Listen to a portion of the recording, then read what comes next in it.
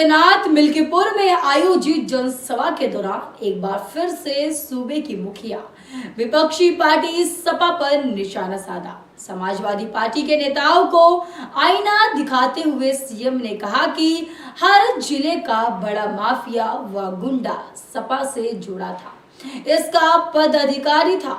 वहां संगठित अपराध, पशु, वन, खनन, भूमाफिया थे।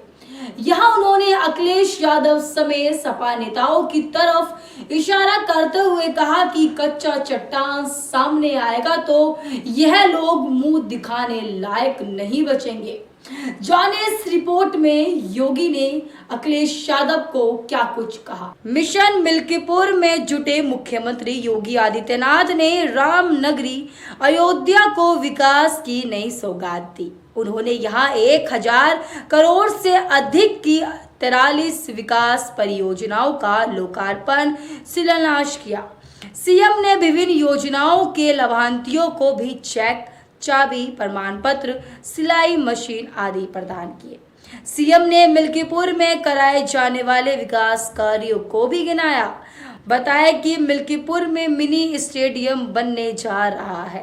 रेबना में ग्रामीण स्टेडियम के निर्माण के लिए 9 करोड़ रुपए दिए हैं। साथ ही सपा मुखिया अखिलेश यादव के साथ समाजवादी पार्टी पर जोरदार हमला भी बोला।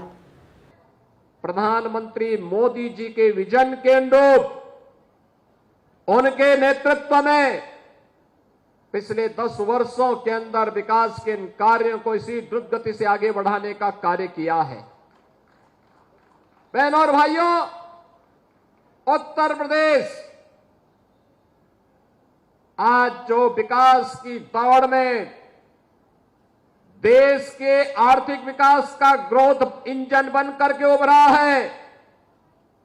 सीएम योगी ने अखिलेश यादव पर तंज कसते हुए कहा कि पहले यूपी में माफिया समांतर सरकार चलाकर अराजकता व गुंडागर्दी का तांडव करते थे तो बउआ घर से बाहर नहीं निकलता था।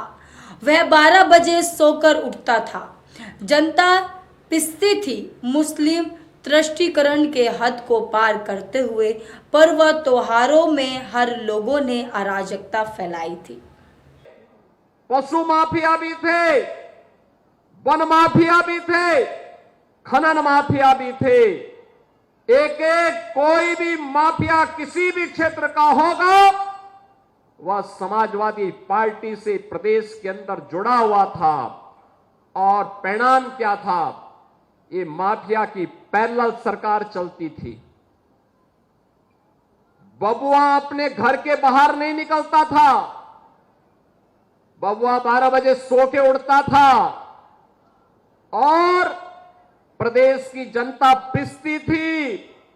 माफिया समानांतर सरकार चला करके अराजकता और गुंडागर्दी का एक और तांडव करते थे।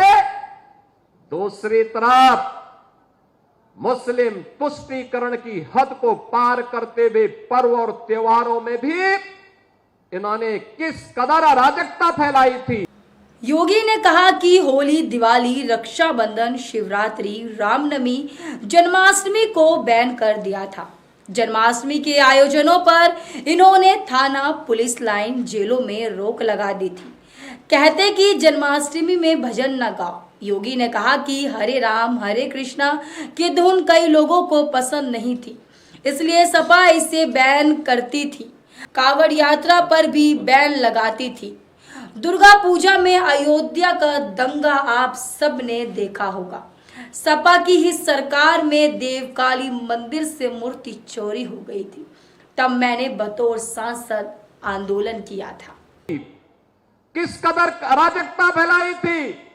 होली हो या दीपावली, रक्षाबंधन हो या शिवरात्रि, रामनवमी हो या जन्माष्टमी, इन पर्व और त्योहारों को इन्होंने बैन कर दिया था।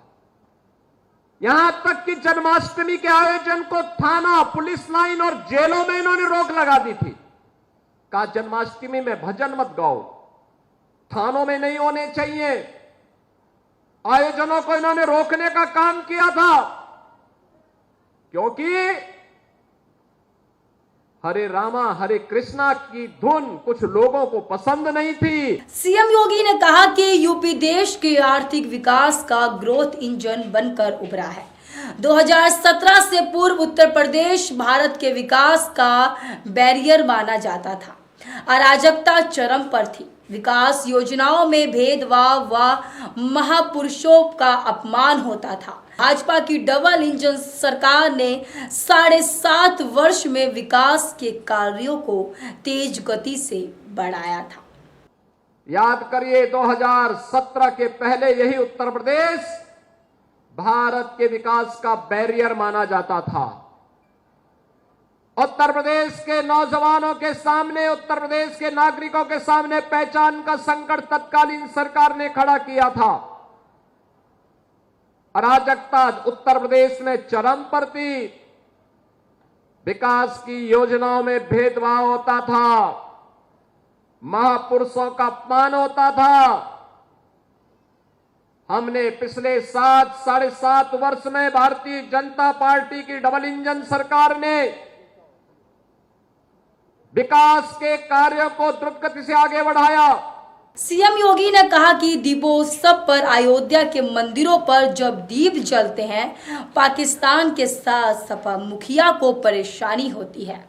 इन्हें मालूम है कि यहाँ जलने वाला हर एक दीप अयोध्या प्रदेश व देश को रोशन करेगा और मानवता पर कैंसर बन चुके पाकिस्तान को भी उसे तो परेशानी होती है, लेकिन हिंदू विरोधी मानसिकता के कारण समाजवादी पार्टी को भी दिक्कत होती है।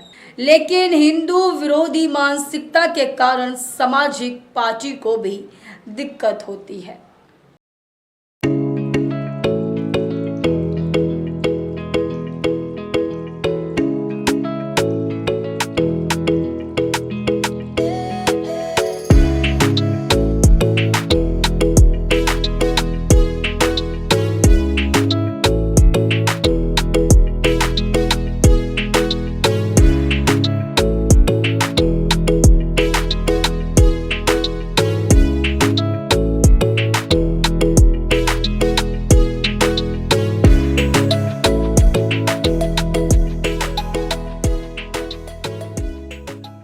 देश और दुनिया की खबरों से अपडेट रहने के लिए आप अभी तक न्यूज़ चैनल को सब्सक्राइब करना ना भूलें और साथ ही हर न्यूज़ का नोटिफिकेशन पाने के लिए बेल आइकन को भी